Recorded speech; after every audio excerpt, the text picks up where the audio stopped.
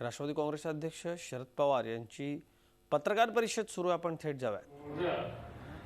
या सगळ्या परिसरामध्ये जेंकी मोर्चा हा एक अत्यंत महत्त्वाचा प्रश्न आहे। मी जितेंद्र आव्हाडांना सुचवलंय की जरी राज्य सरकार महानगरपालिकेच्या वतीनं प्रस्ताव तयार करता आला आणि राज्य सरकारच्या वतीनं तो दिल्लीमध्ये पाठवला गेला तर नगरविकास खात्याचे मंत्री व्यंकय्या नायडू किंवा त्यांचे सहकारी त्यांच्याशी आव्हान लोकांना बोलणं शक्य आहे आणि त्यासाठी अधिक निधी देऊन त्या कामाला गती देण्याच्या संबंधीचा प्रयत्न करणं शक्य आहे।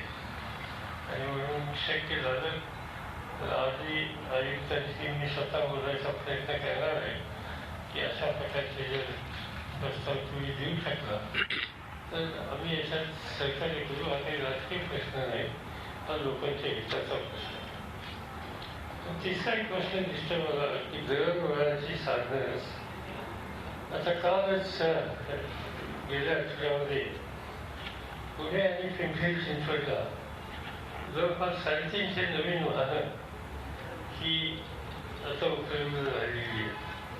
याच्यापूर्वी सुद्धा झालेली होती। आता पिंपरी चिंचवड आणि पुणे शहरामध्ये जर एवढ्या मोठ्या संख्येनं वाहनं आत्ता उपलब्ध होऊ शकतात त्यासाठी मदत होऊ शकते भारत सरकारची।